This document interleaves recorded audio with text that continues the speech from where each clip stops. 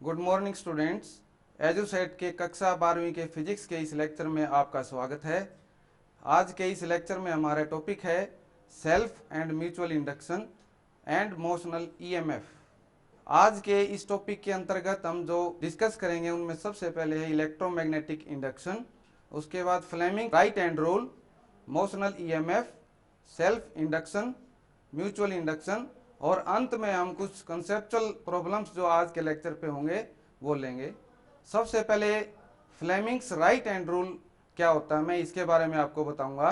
If the first finger, central finger and thumb of right hand are stretched mutually perpendicular to each other, and if first finger gives the direction of magnetic field, thumb gives the direction of motion of conductor, then the central finger will give the direction of induced current produced in the conductor। जैसा कि आप देख रहे हैं मेरा right hand, इसमें मैंने अपनी फर्स्ट फिंगर, सेंट्रल फिंगर और थंब को ऐसे स्ट्रेच किया गया है जैसे कि तीनों एक दूसरे के परपेंडिकुलर हों। अब इसमें यदि फर्स्ट फिंगर मैग्नेटिक फील्ड की डायरेक्शन में पॉइंट करे और थंब मोशन ऑफ कंडक्टर की डायरेक्शन में पॉइंट करे, then this central finger will point in the direction of induced current. Motional EMF, जैसा कि आप अपनी स्क्रीन पर पिक्चर में देख रहे हैं, पी क्यू एक कंडक्टर है जिसको Q N L M region में मैग्नेटिक फील्ड के परपेंडिकुलर वेलोसिटी v के साथ मूव किया जा रहा है। यहाँ मैग्नेटिक फील्ड की स्ट्रेंथ B है and it is directed outward. If a charge particle moves in magnetic field, we know force on the charge particle is given by F is equal to Q V vector cross B vector. अगर हम force का magnitude लिखें तो ये होगा F is equal to Q V B sine 90 degree, क्योंकि हमारे यहाँ V और B में जो एंगल है वो 90 डिग्री का है और साइन 90 की वैल्यू 1 होती है, इसलिए F is equal to Q V B आएगा और इसकी डायरेक्शन होगी टुवर्ड्स एंड Q, यानी जो फोर्स लगेगी उसकी डायरेक्शन P से Q की तरफ है। पिछली कक्षा में आप लोगों ने पढ़ा है work done is given by force into displacement. अगर हम कंडक्टर को L डिस्टेंस मूव करवाएं, वर्क डन होगा F इंटू एल। अब इसमें हमने जो फोर्स निकाली है ऊपर F is equal to Q V B, इसकी वैल्यू अगर पुट कर दें तो वर्क डन आएगा क्यू वी बी एल। जैसा कि हमें पता है EMF is given by work done per unit charge. अब अगर इसमें हम वर्क डन की वैल्यू रख दें तो EMF हमारा आएगा E is equal to Q V B L divided by Q, और यहाँ Q से Q कैंसिल हो जाएगा तो आपका EMF क्या आया BLV।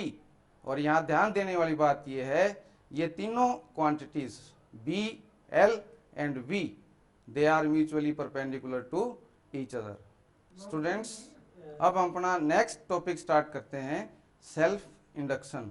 अब हम आपको सबसे पहले ये बताएंगे कि सेल्फ इंडक्शन क्या होता है। Self induction is the property of a coil by virtue of which the coil opposes any change in the strength of current flowing through it by inducing an EMF in the coil। जैसा कि आप अपनी screen पर देख रहे हैं, हमारी एक कॉइल है L और उसको हमने एक बैटरी से कनेक्ट किया गया है थ्रू ए रियोस्टेट। जब हम रियोस्टेट से करंट वेरी करेंगे तो कॉइल में इंड्यूस्ड EMF प्रोड्यूस होगा। अब जैसे इसमें दो केसेस होंगे, जब हम सर्किट को जोड़ेंगे उस समय करंट 0 से और मैक्सिमम वैल्यू तक चेंज होगा और करंट के चेंज होने से कॉइल का मैग्नेटिक फ्लक्स चेंज होगा। और हमें ये पता है कि लेंजेस लॉ से इंड्यूस्ड करंट या इंड्यूस्ड EMF ऐसा होता है जिसके कारण ये प्रोड्यूस होगा उसी कोज को ये अपोज करता है।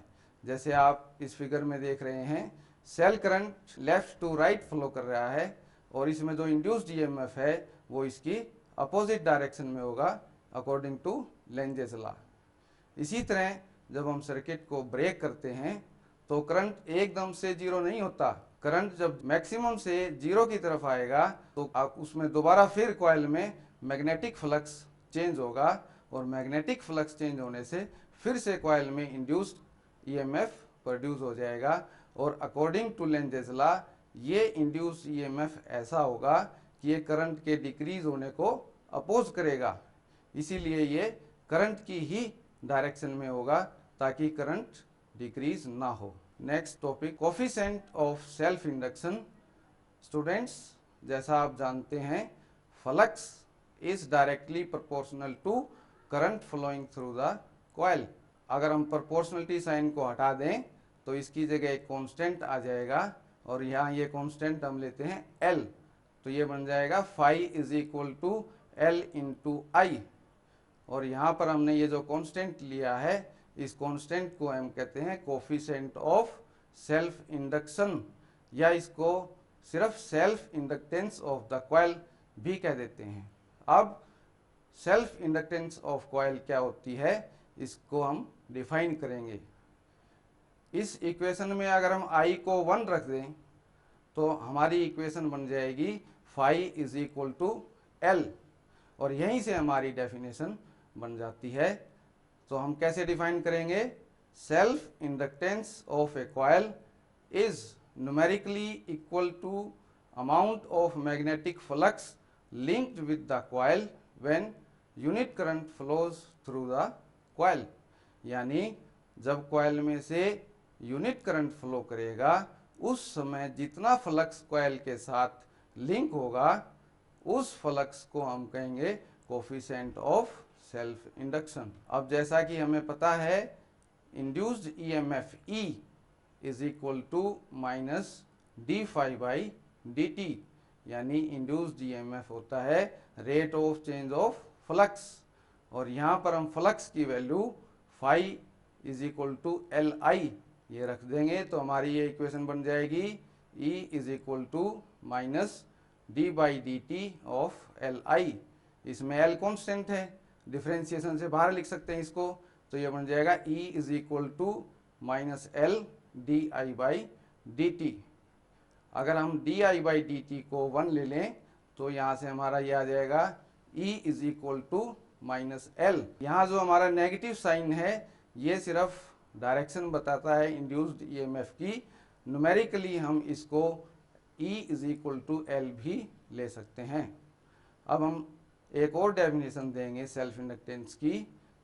Self inductance of a coil is equal to the induced EMF produced in the coil when rate of change of current through the coil is unity.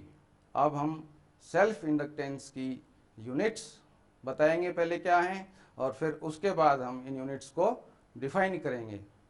जैसा आपने पीछे फार्मूले में देखा induced EMF is equal to minus L D I by D T, और यहाँ से अगर हम L की वैल्यू निकालें तो ये क्या आ जाएगा L is equal to minus E divided by D I by D T. अगर इस इक्वेशन में हम E को 1 वोल्ट ले लें और D I by D T को 1 एम्पियर पर सेकेंड ले लें तो हमारा जो L आएगा वो होगा 1 हेनरी। तो यहाँ से आपको क्या पता लगा, इंडक्टेंस की SI यूनिट क्या है, हेनरी। अब 1 हेनरी क्या होगा, 1 henry is equal to 1 volt divided by 1 ampere per second. जो हमने ये ऊपर वैल्यूज ली हैं उन्हीं को हमने पुट किया है। तो अब यहाँ से हम कोफिशिएंट ऑफ सेल्फ इंडक्शन कितना होगा ये डिफाइन करेंगे। Self inductance of a coil is said to be 1 henry when current changing at the rate of 1 ampere per second produces an induced EMF of 1 volt in it.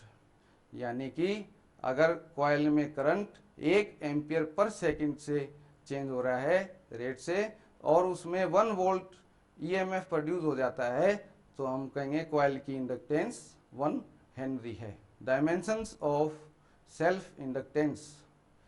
प्यारे बच्चों, इसके लिए हम self inductance का formula जैसा कि आपने पहले पढ़ा है E is equal to L D I by D T, यहीं से हम L निकालेंगे, तो यहाँ से L क्या आएगा, L is equal to E into D T by D I. इसमें EMF E की वैल्यू पुट कर दें W बाई क्यू, तो L क्या बन जाएगा, L is equal to W by Q D T by D I.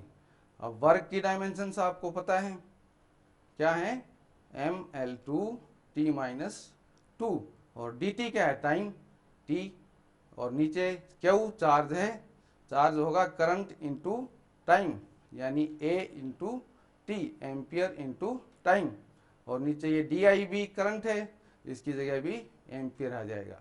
अब इसको अगर हम सिंप्लीफाई करें तो सेल्फ इंडक्टेंस की डायमेंशंस आएंगी mL2 t-2 A-2।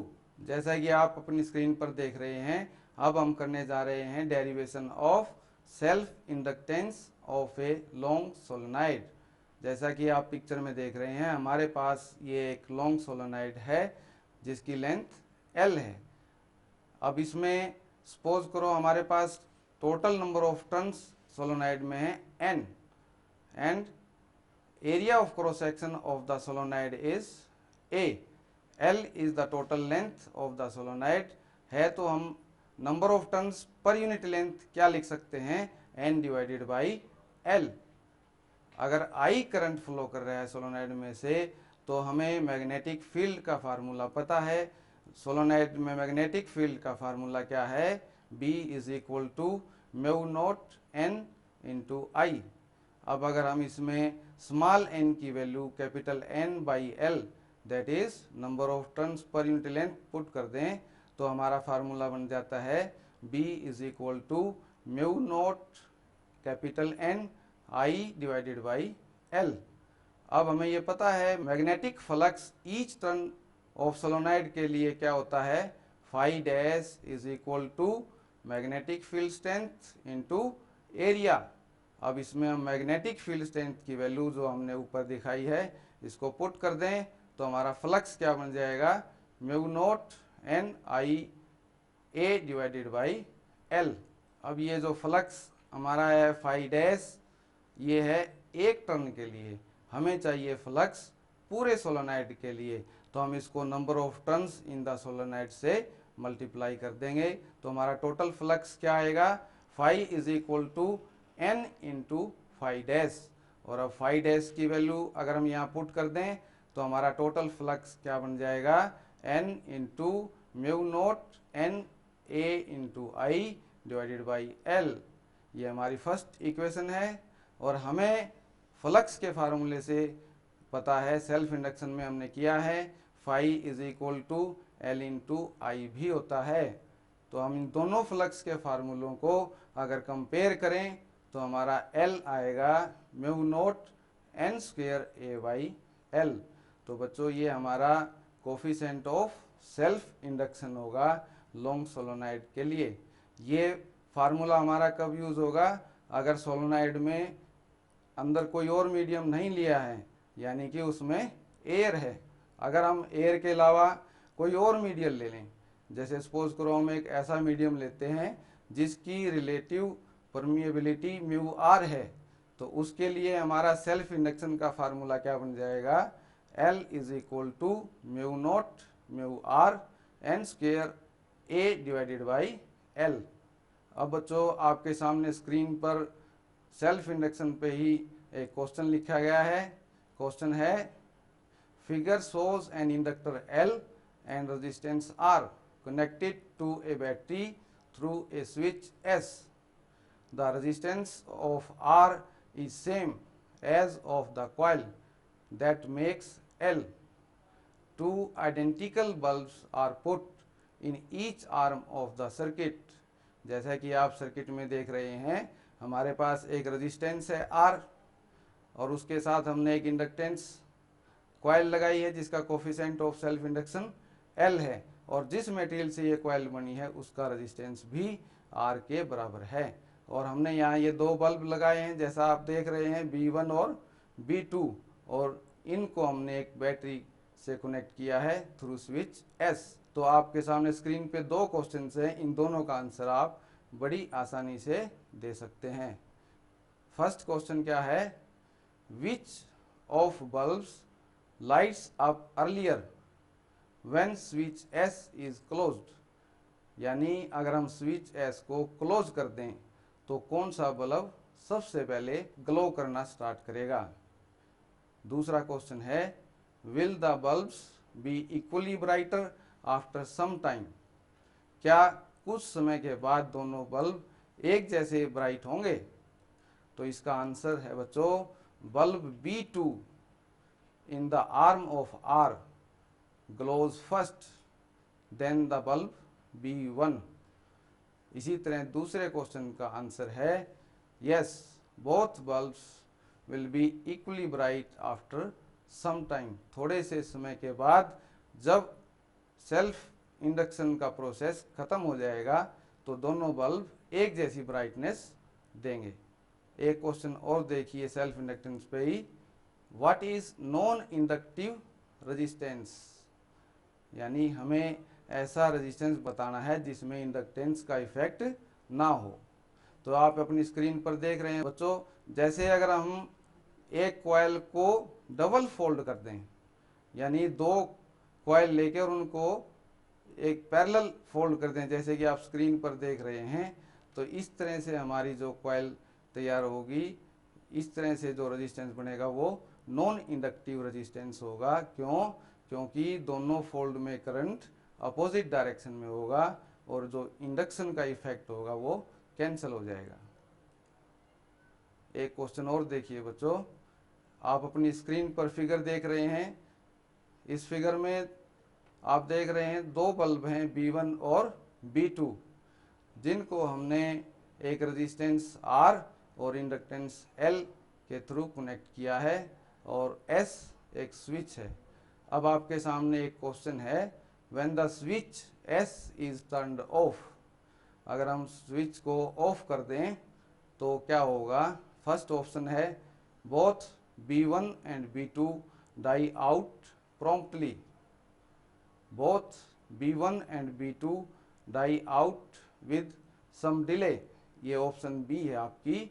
और थर्ड ऑप्शन है, B1 dies out promptly but B2 with some delay.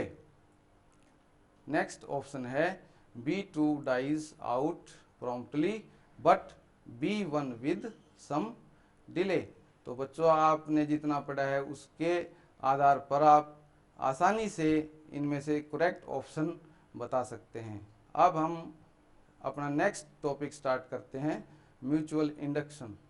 सबसे पहले हम इस टॉपिक में ये पढ़ेंगे कि म्यूचुअल इंडक्शन क्या है। बच्चों आप अपनी स्क्रीन पर देख रहे हैं, हमने दो कॉइल्स दिखाई हैं, एक कॉइल प्राइमरी है और एक कॉइल सेकेंडरी है। इन कॉइल्स की हेल्प से ही हम म्यूचुअल इंडक्शन के फिनोमेना को एक्सप्लेन करेंगे। Mutual induction is the property of two coils by virtue of which one coil opposes any change in the strength of current flowing through the other by developing an induced EMF in it। जैसा कि आप figure में देख रहे हैं, दो coils हैं, अगर हम एक कॉइल में से करंट पास करें तो दूसरी कॉइल में इंड्यूस्ड करंट या इंड्यूस्ड EMF प्रोड्यूस हो जाएगा और वो फर्स्ट कॉइल में करंट की स्ट्रेंथ को अपोज करेगा, यानी करंट अगर इंक्रीज होता है तो इंक्रीज होने को अपोज करेगा ये इंड्यूस्ड EMF, और अगर करंट डिक्रीज होता है तो ये इंड्यूस्ड EMF डिक्रीज होने को अपोज करेगा। जैसे कि हम देख रहे हैं, प्राइमरी कॉइल में हमने एक सेल और एक की के थ्रू कॉइल से कनेक्ट किया है। अब जैसे ही हम की को इंसर्ट करेंगे, टैपिंग की लगी हुई है, जैसे ही की को टैप करेंगे सर्किट कंप्लीट हो जाएगा। इसको हम बोलते हैं मेक ऑफ सर्किट। इसका मतलब ये है कि सर्किट आपका तैयार है और इसमें करंट फ्लो करना स्टार्ट कर देगा। जैसे ही हम की टैप करेंगे करंट फ्लो करना स्टार्ट कर देगा, यानी सर्किट मेक होगा। और during the make of the circuit induced EMF produce होगा सेकेंडरी कॉइल में। अब during the make of the circuit हमारा करंट 0 से और मैक्सिमम वैल्यू तक चेंज होगा। ये करंट चेंज होने का मतलब है flux linked with the primary coil will also change. और अगर प्राइमरी कॉइल का फ्लक्स चेंज होता है तो सेकेंडरी कॉइल का भी फ्लक्स चेंज होगा। और जब भी कॉइल में फ्लक्स चेंज होगा तो उसमें इंड्यूस्ड करंट प्रोड्यूस हो जाएगा। और अकॉर्डिंग टू लेंजेस लॉ ये इंड्यूस्ड करंट जिसके कारण प्रोड्यूस हुआ है उसी को अपोज करेगा। यानी हमारा सेल करंट अगर लेफ्ट टू राइट है तो ये इंड्यूस्ड करंट सेकेंडरी में राइट टू लेफ्ट होगा, जैसा कि आप अपनी पिक्चर में स्क्रीन पर देख रहे हैं। अब इसी तरह से जब हम सर्किट को ब्रेक करेंगे यानी की को छोड़ देंगे टैप की को, तो ये सर्किट डिस्कनेक्ट हो जाएगा और फिर करंट मैक्सिमम करंट से और जीरो तक चेंज होगा। करंट चेंज होगा तो flux linked with the coil will also change. और जब भी फ्लक्स चेंज होता है तो इंड्यूस्ड करंट कॉइल में प्रोड्यूस हो जाएगा। और हमें पता है induced current according to Lenz's law ऐसा होता है, ये जिसके कारण प्रोड्यूस होगा उसी को अपोज करेगा। तो हमारा इंड्यूस्ड करंट किसके कारण प्रोड्यूस हो रहा है? सेल करंट डिक्रीज होने के कारण। यानी ये इंड्यूस्ड करंट सेल करंट को डिक्रीज होने को अपोज करेगा। तो सेकेंडरी कॉइल में इंड्यूस्ड करंट ऐसे फ्लो करेगा कि ये सेल करंट को डिक्रीज नहीं होने देगा, यानी ये भी लेफ्ट टू राइट फ्लो करेगा, जैसे कि हमारा सेल करंट फ्लो कर रहा है लेफ्ट टू राइट। अब हम जैसे हमने सेल्फ इंडक्शन का कोफिशिएंट ड्राइव किया था उसी तरह हम coefficient of mutual induction drive करेंगे। Students, if I1 is the current in one coil, phi2 is the magnetic flux linked with the neighboring coil, तो हम कह सकते हैं phi2 is proportional to I1। या अगर हम प्रोपोर्शनलिटी साइन को हटाएं तो उसकी जगह एक कांस्टेंट आ जाएगा, उस कांस्टेंट को हम यहाँ ले रहे हैं m। तो हमारी एक्सप्रेशन क्या हो जाएगी? phi2 is equal to m into I1। अब अगर हमारा I1 1 हो जाए तो इक्वेशन से आप देख रहे हो phi2 किसके बराबर होगा? m। तो यहाँ से हम coefficient of mutual induction define कर सकते हैं। कैसे? Mutual inductance of two coils is numerically equal to the amount of magnetic flux linked with one coil when unit current flows through the neighbouring coil. यानी अगर एक coil में unit current flow करे तो दूसरी कॉइल के साथ जो फ्लक्स लिंक होगा वो होगा कोफिशिएंट ऑफ म्यूचुअल इंडक्शन के बराबर। इंड्यूस्ड ईएमएफ कॉइल में हमें पता है इंड्यूस्ड ईएमएफ क्या है? Rate of change of flux.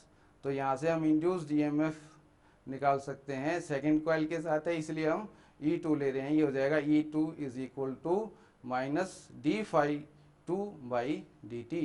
लेकिन अभी हमने पीछे किया है phi2 क्या है? m into I1। तो ये वैल्यू ऊपर इक्वेशन में पुट करेंगे तो हमारा E2 क्या आएगा?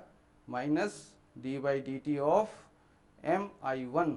अब m कॉन्स्टेंट है, डिफ्रेंशिएशन से बाहर आ जाएगा तो हम लिख सकते हैं E2 is equal to minus m di1 by D T. अब उसी तरह से जैसे हमने सेल्फ इंडक्शन को डिफाइन किया था, अगर di1 बाई डी टी को 1 रख दें तो हमारा E2 क्या आ जाएगा? माइनस m के इक्वल। यहाँ ये जो नेगेटिव साइन है ये सिर्फ ये बताता है कि इंड्यूस्ड ईएमएफ अप्लाइड करंट के अपोजिट डायरेक्शन में है। अगर हम न्यूमेरिकली लें तो ये आ जाएगा E2 is equal to m। यहाँ से हम coefficient of mutual induction define कर सकते हैं। Mutual inductance of two coils is equal to the EMF induced in one coil when rate of change of current through the other coil is unity। यानी अगर एक coil में current unit rate से change हो रहा है तो दूसरी कॉइल में जितना इंड्यूस्ड ईएमएफ प्रोड्यूस होगा उसको हम कहेंगे coefficient of mutual induction. Mutual inductance की यूनिट्स क्या हैं ये बताएंगे और यूनिट को डिफाइन करेंगे। यूनिट्स म्यूचुअल इंडक्टेंस और सेल्फ इंडक्टेंस दोनों की सेम है, लेकिन डिफाइन करने का तरीका थोड़ा सा अलग है।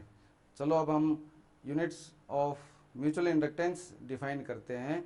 आपको फार्मूला पता है, म्यूचुअल इंडक्शन में induced EMF is given by E2 is equal to minus M D I one by D T. यहाँ से अगर हम m निकालें ट्रांसपोज करके तो m क्या आ जाएगा, minus E two divided by D I one by D T. तो स्टूडेंट्स यहाँ भी अगर हम D I one by D T यानी rate of change of current in primary 1 ampere per second ले लें और सेकेंडरी कॉइल में जो इंड्यूस्ड ईएमएफ प्रोड्यूस होगा अगर वो 1 वोल्ट है, तो हम इन दोनों वैल्यूज़ को ऊपर इक्वेशन में रखें तो m इक्वल टू 1 यानी 1 हेनरी आ जाएगा। तो यहाँ से 1 हेनरी क्या हो गया, 1 volt divided by 1 ampere per second. या फ्लक्स की टर्म्स में हम इसको डिफाइन करें तो 1 हेनरी होगा 1 वेबर बाई 1 एम्पियर।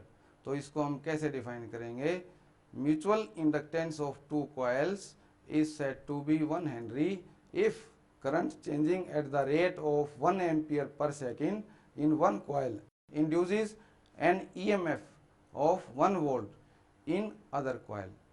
बच्चों इसका मतलब क्या है, अगर एक कॉइल में करंट 1 एम्पियर पर सेकेंड की रेट से चेंज हो रहा है और उसकी नेबरिंग कॉइल में इंड्यूस्ड ईएमएफ 1 वोल्ट प्रोड्यूस हो जाता है, तो दोनों कॉइल्स का कोफिशिएंट ऑफ म्यूचुअल इंडक्शन कितना होगा, 1 हेनरी।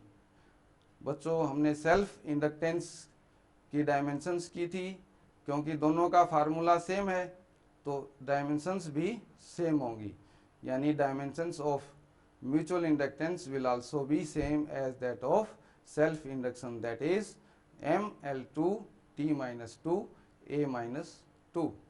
अब एक ये छोटा सा नोट है आपकी स्क्रीन पे, जैसे हमारे पास दो कॉइल्स हैं, एक कॉइल का coefficient of self induction L1 और दूसरी कॉइल का coefficient of self induction L2 है, और उन दोनों कॉइल्स का coefficient of mutual induction M है। अगर हम इन कॉइल्स को आपस में कपल करें तो हम इनका एक कोफिशिएंट ऑफ कपलिंग डिफाइन करेंगे, वो इन दोनों का इफेक्ट रिप्रेजेंट करेगा, यानी mutual inductance and self inductance.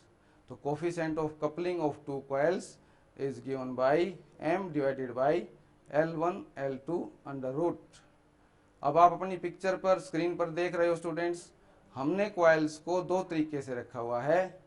Left side में आपकी स्क्रीन पे जो पिक्चर है, इसमें हमने कॉइल के ऊपर ही दूसरी कॉइल यानी पहले प्राइमरी कॉइल कोर पे बाउंड की और उसी के ऊपर सेकेंडरी कॉइल, और दूसरी पिक्चर आपकी स्क्रीन के राइट साइड में आप देख रहे हैं, दोनों कॉइल्स को अलग अलग बाउंड किया गया है और राइट एंगल पर हमने उनको रखा है।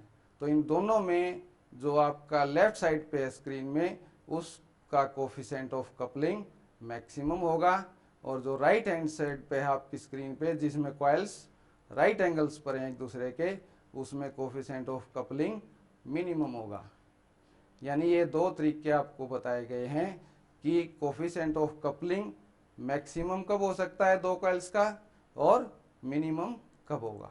एक बार फिर देखिए आपकी स्क्रीन पर, ये हमने दो कॉइल्स लेके म्यूचुअल इंडक्टेंस निकालने के लिए दोनों कॉइल्स को एक ही सेम कोर पर बाउंड किया गया है। राइट साइड पे आप पिक्चर देख रहे हैं, एक कॉइल का रेडियस कम है और एक का रेडियस ज़्यादा है, और एक कॉइल जिसका रेडियस कम है वो दूसरी कॉइल के अंदर है जिसका रेडियस ज़्यादा है।